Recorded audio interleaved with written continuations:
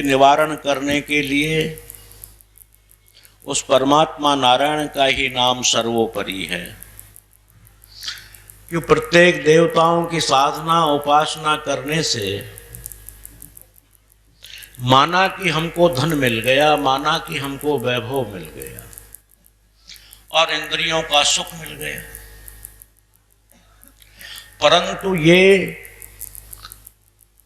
स्थायी रूप से नहीं रहते। अगर शरीर नहीं रहा तो सुख भी नष्ट हो गए, और सुख रहे शरीर रुग्ण हो गया तो सुख किस काम के। अर्थात ये स्थायी नहीं है। स्थायी सुख परमात्मा नारायण ही दे सकते हैं। स्थायी सुख उसे कहते हैं कि इस मनुष्य का आवागमन बंद हो जाए। सबसे बड़ा कष्ट हमारा आवागमन है। बड़े ध्यान पूर्वक सत्संग प्रेमी विचार करें कि बच्चा पेट में 9 महीने तक उल्टा लटका रहता है। नीचे को सर होता है, ऊपर को पैर होते हैं। जब थोड़ी सी सजा दी जाती है तो बोले इसको उल्टा लटका दो, बहुत बड़ी सजा होती है ये, और वो उल्टा ही लटका रहता है। मल और मूत्र के अंदर में वो पलता रहता है जैसे नाली का कीड़ा। माँ मिर्ची भी खाती है, चाय भी पीती है, गरम ठंडा भी पीती है। कोई बहुत बड़ा उसके अंदर में परकोटा नहीं है, एक झिल्ली है, अर्थात पतला सा प्लास्टिक का थैला है, उसमें लटका रहता है। कितनी वो दुख यातना सहन कर रहा होगा। वहां पर वो अनवरत प्रभु का नाम स्मरण करता रहता है। हे प्रभु, मुझे आपके ये मोक्ष दे दे, मोक्ष नाम छुटकारा कर दे और मुझे बाहर आ जाने दे। इतने तेरे नाम लूंगा, इतने शुभ कर्म करूंगा, इतनी सेवा करूंगा कि मेरा आवागमन बंद हो जाए।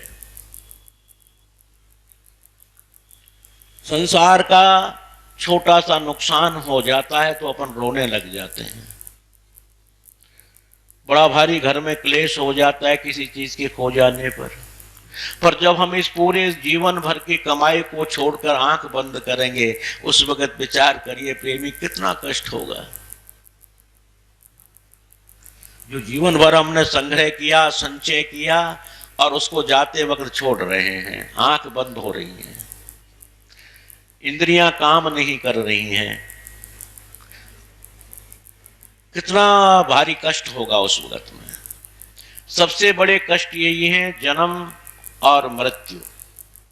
इस जन्म मृत्यु के चक्कर से वो परमात्मा श्री हरि नारायण ही छुड़ा सकते हैं, क्योंकि मोक्ष देना, कर्म बंधनों से मुक्त करना सिर्फ उन्हीं का काम है। स्वयंभू मनु शत्रुपा के लिए ब्रह्मा विष्णु महेश ने कई बार दर्शन दिए और वरदान मांगने को कहा, पर स्वयंभू मनु और शत्रुपा ने स्वीकार नहीं किया। और जब भगवान श्री नारायण आए तो तुरंत जो है हाथ जोड़कर खड़े होकर प्रार्थना की कि वरदान मांगो। स्वयंभू मनु जी बड़े विद्वान और आध्यात्मिक जगत के थे। उन्होंने कहा कि पहले शत्रुपा को अधिकार है, शत्रुपा स्वीकार करेगी। शत्रुपा से कहा वरम ब्रूहि, तो उन्होंने कहा तुभ्य पुत्र स्वकीयवत पुत्र, आपकी ही तरह मुझे बेटा चाहिए, आप जैसा ही चाहिए, आप ही चाहिए। वही भगवान श्री राम के। मेरा कहने का भाव इसमें यही है कि मनुष्य उस आवागमन से छूटने के लिए तपश्चर्या, दिनचर्या, अपने नियम और सेवा को बराबर बनाए रखे, तो ही वो भगवान श्रीमन नारायण छुटकारा कर सकते हैं। मोक्ष का अधिकार नारायण के अलावा किसी देव को और को नहीं है। पुनरपि जननम पुनरपि मरणम पुनरपि जननी जठरे शयनम, शयनम क्रीड़ा रुचि दिव्यर्थम, धातुर्गणतम कर्म कमाहु। भज गोविंदम गोविंदम भज मूढ़ मते। तो जिस परमात्मा ने हमको इतना महान शरीर दे करके भेजा है और उसी को हम भूल बैठे हैं,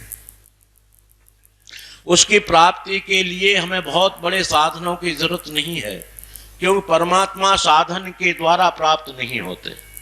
साधन के द्वारा भौतिकवाद का धन मिल सकता है, सुख मिल सकता है, साधन के द्वारा मकान आश्रम बनाया जा सकता है, साधन के द्वारा मंदिर बनाया जा सकता है, पर वो परमात्मा की प्राप्ति साधन से नहीं होती। बहुत बड़े साधन की उनको आवश्यकता नहीं है, क्योंकि स्वयं साध्य हैं, उनको साधन की आवश्यकता नहीं होती। साधन केवल हमारी मानवता बनी रहे, मानवता नष्ट न हो और मानवता उत्तरोत्तर अभिवृद्धि करती रहे, इसके लिए साधन की जरूरत है। ये परमात्मा तो स्वयं साध्य हैं, उनको ढूंढने की जरूरत नहीं होती, क्योंकि वो काशी के ही नहीं है, मथुरा के ही नहीं, वृंदावन के ही नहीं है, वो सर्वत्र यत्र तत्र सर्वत्र, वो हर जगह पाए जाते हैं, हर जगह पर मौजूद होते हैं। मानवता चाहिए, उस मानवता को कायम रखने के लिए नियम की जरूरत है, संयम की जरूरत है, आहार की जरूरत है, व्यवहार की जरूरत है। मानव बनने के बाद वो भगवान तो मानव प्रिय है ही, मानव से तो प्यार करता ही चला आया है, तभी तो उसको निज रूप कहा है इस मानव शरीर को, कि मेरा निज रूप हे मानव मैं तुझे दे रहा हूं। गीता में भी भगवान कहते हैं कि ममई वांसो जीव लोके जीव भूते सनातनः। अर्जुन, ये मानव का शरीर मेरा ही अंश है, मैं सनातनी पुरुष हूं और ये जीव भी सनातनी है। जीव सनातन, परमात्मा सनातन और उसका मार्ग भी सनातन। अगर सनातन मार्ग को त्याग करके अनन्य मार्ग से चलेंगे तो परमात्मा की प्राप्ति नहीं है। ढूंढना नहीं है, प्राप्त करना है, वो है यहीं पर उसको देखना है, प्राप्त करना है। ढूंढा तो उसे जाता है जो अगवा कर लिया जाए, कोई अपहरण करके ले जाए या वो खो गया हो। परमात्मा तो हर वक्त हर समय आपके साथ ही रहता है। जहां आत्मा का निवास है वहीं पर परमात्मा की सन्निधि है, वो सदैव आपके साथ साथ ही घूमता है, साथ साथ रहता है। अब उसको प्राप्ति के साधन हमको बनाने चाहिए। प्राप्ति का साधन सर्वोपरि हर संतों ने, हर ग्रंथों ने, हर आचार्यों ने, हर धर्म गुरुओं ने सेवा को सर्वोपरि माना। हमारे भगवान भाष्यकार श्री रामानुजाचार्य जी भी इस शब्द पर बड़ा जोर देते हैं, बड़ा ठोक के कहते हैं, चैलेंज, इसको इंग्लिश में कहते हैं, चैलेंज करके कहते हैं कि कैंकर्य लक्षण विलक्षण मोक्ष भाजः। जिसके अंदर हे शिष्यों कैंकर्य लक्षण आ गया, कैंकर्य नाम की कोई वस्तु नहीं है, कैंकर्य नाम सेवा को कहते हैं। और सेवा कौन सी? कैंकर्य शब्द का प्रयोग किया है कि छोटी से छोटी सेवा से लेकर बड़ी से बड़ी। जब कैंकर्य भाव इस मानव में उत्पन्न हो जाता है तो उसमें एक विलक्षणता आने लग जाती है।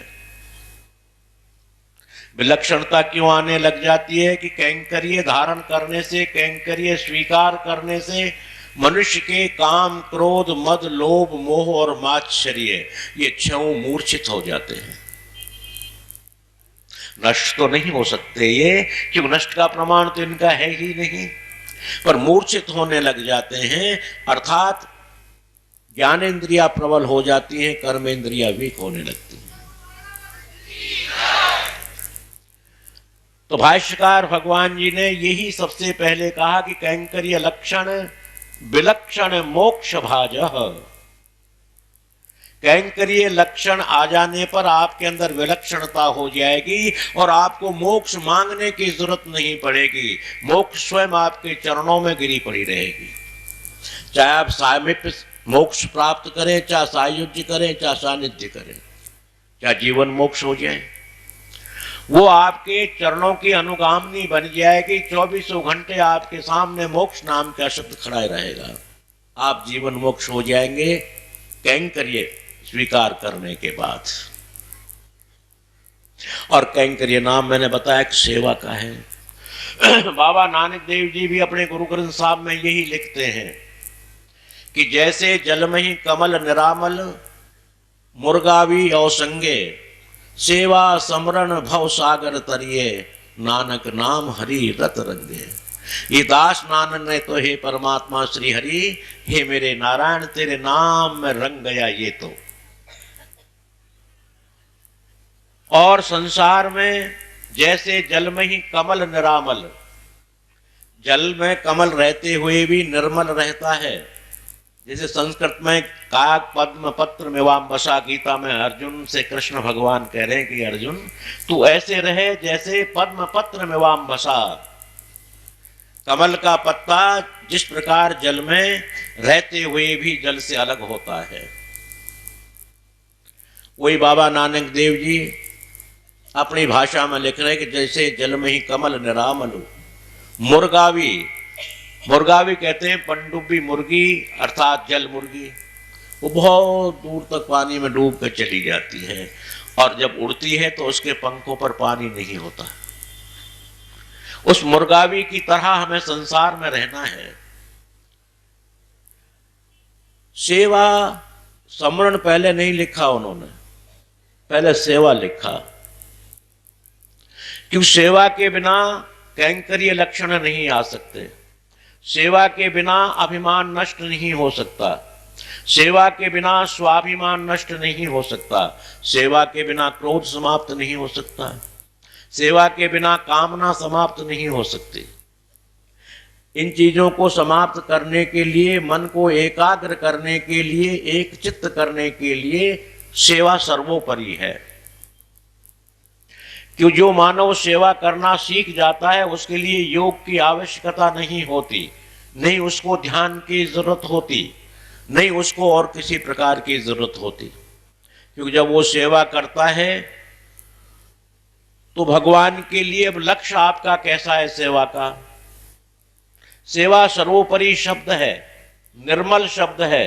न ये रजोगुणी होती सेवा, न तमोगुणी होती, न सतोगुणी होती, न ब्रह्ममयी होती। अब ये साधक के ऊपर होती है। साधक के अंदर में मन की वृत्ति कैसी है, चिदावृत्तियां, उसके अनुसार ही सेवा का रूप बन जाता है। मानव की चिदावृत्तियों के अनुकूल उसकी कैसी वृत्ति है, कैसा उसका लक्ष्य है, उसके अनुसार सेवा फल देना शुरू कर देती है। अगर लक्ष्य हम भौतिकवाद का बनाते हैं तो मेरे प्रेमियों ये लक्ष्य तो लक्ष्य नहीं है, क्योंकि उस लक्ष्य को हम नहीं बनाएंगे जब भी पुनरपि जन्म पुनरपि मरणम होगा ही होगा। जो चीज होनी ही है उसका लक्ष्य क्या बनाए। अगर लक्ष्य नहीं बनाकर चलेंगे हम भौतिकवाद के सुख का फिर भी मिलना है हमको तो। क्यों यत् पूर्व जन्म संचित स एव भाग्य स एव कर्म, वही कर्म है वही भाग्य जो पूर्व जन्म संचित है, वो तो हमें मिलना ही मिलना है।